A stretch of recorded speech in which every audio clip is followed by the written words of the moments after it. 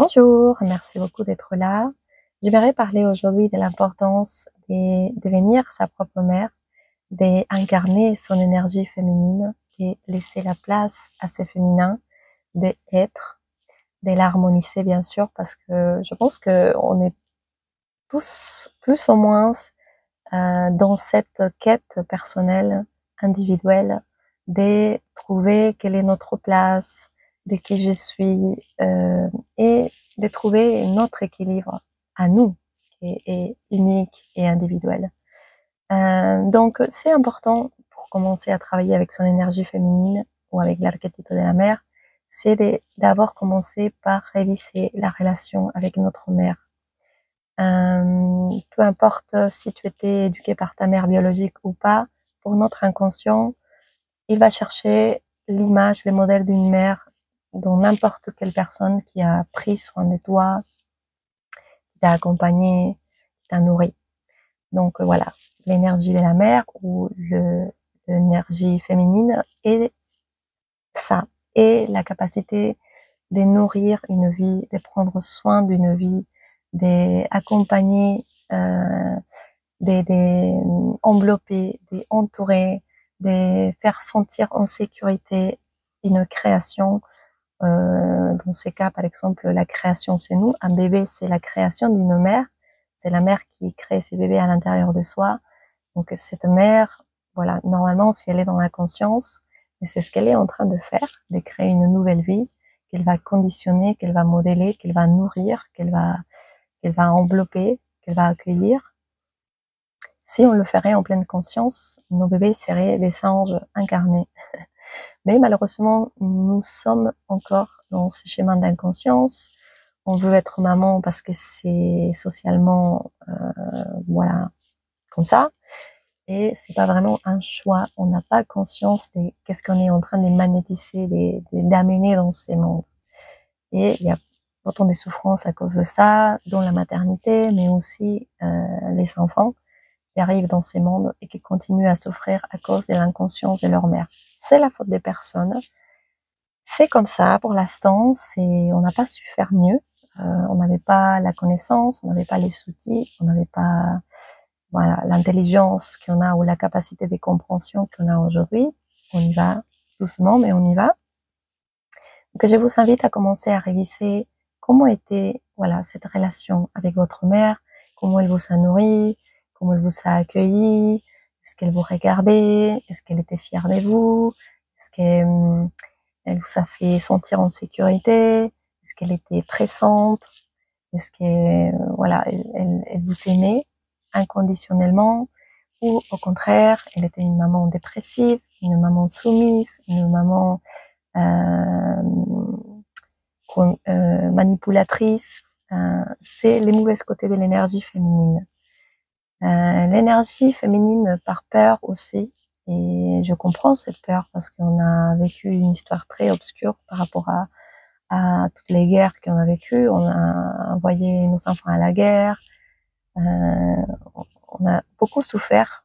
Cet archétype, il a beaucoup souffert, il continue à souffrir parce qu'il y a encore des guerres, il y a encore beaucoup de violences. Et par peur, cette énergie s'est déformée et elle s'exprime aujourd'hui dans la surprotection, dans la manipulation, dans l'envie de garder son enfant pour soi. Et c'est pour cette raison qu'encore aujourd'hui, à 40, 50 ans, on se détache pas, on continue à aller voir nos mamans, nos parents tous les dimanches. Il faut passer la carte des bons enfants, il faut faire ce que maman dit.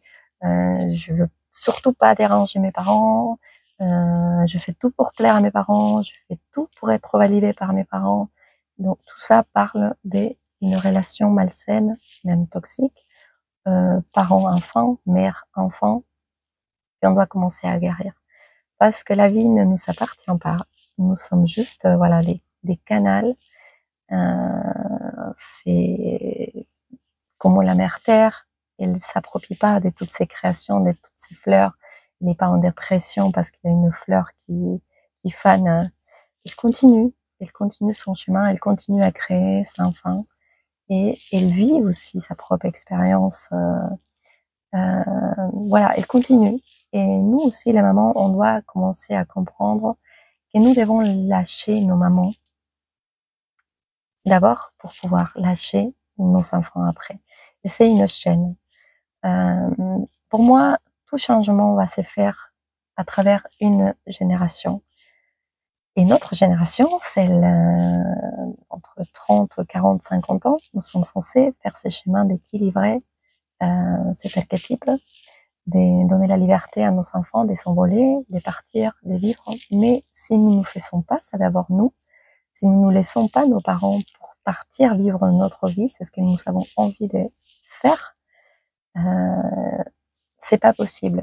C'est comment si à chaque génération on n'aurait pas pu réussir à le faire et par conséquence on a de plus en plus un poids très très très lourd des responsabilités d'arriver à le faire, de stabiliser, d'équilibrer cet archétype pour que les nouvelles générations puissent vivre leur vie.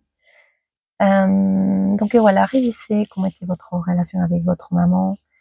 Faites-vous accompagner si vous savez pas faire tout seul. Mais c'est quelque chose c'est une décision individuelle. Nous devons la faire nous.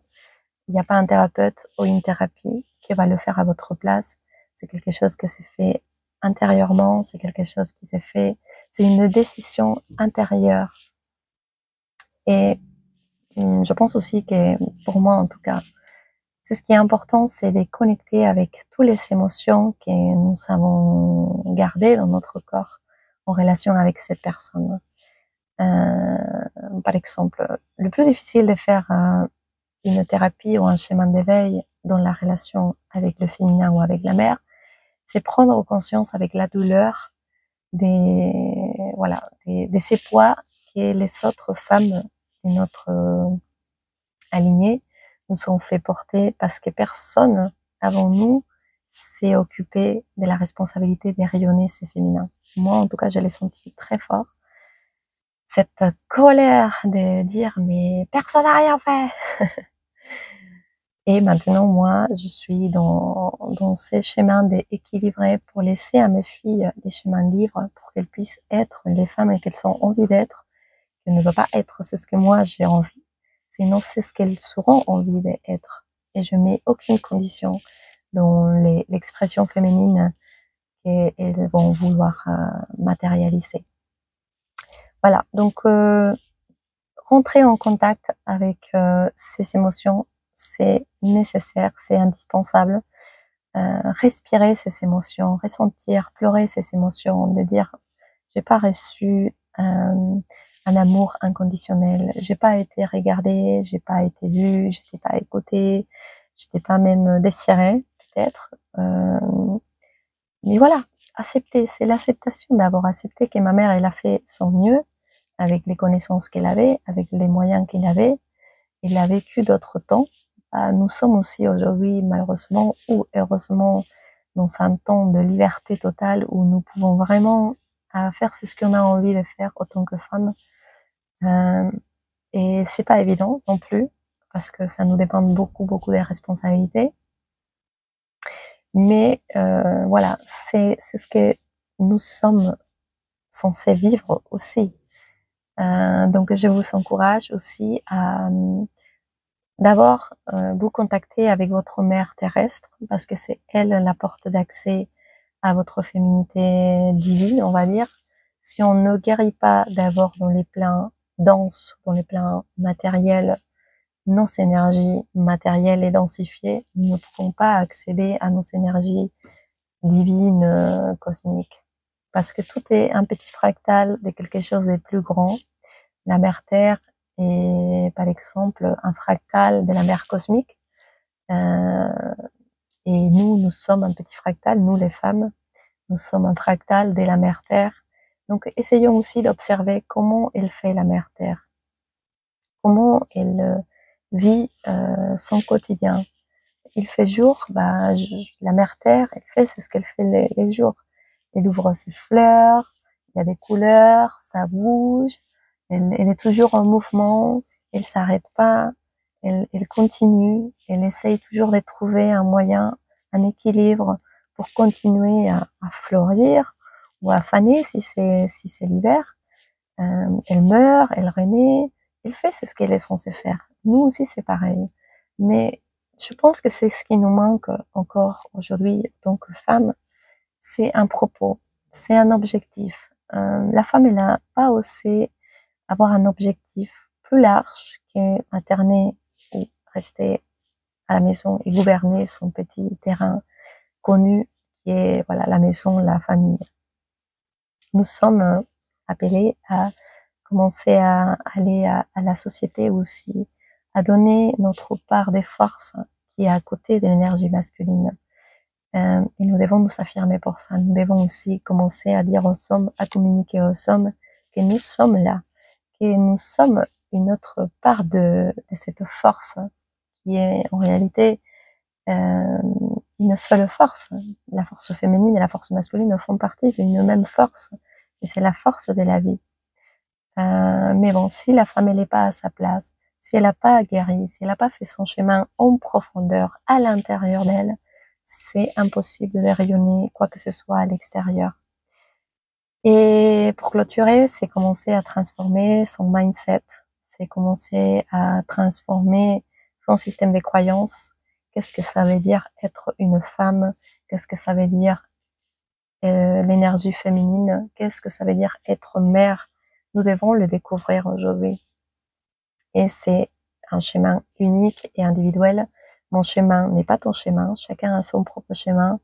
Mais en tout cas, pour moi, l'image la plus pure que j'ai pour rayonner ma féminité, c'est la mère terre. Elle est authentique, elle est telle qu'elle est.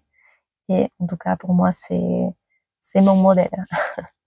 Et je vous encourage à partager avec moi qu'est-ce que vous en pensez par rapport à cet archétype, à cette énergie, comment vous l'avez expérimenté, et commencer à partager, à échanger entre nous et créer un réseau d'échange par rapport à nos schémas individuels d'éveil et des consciences.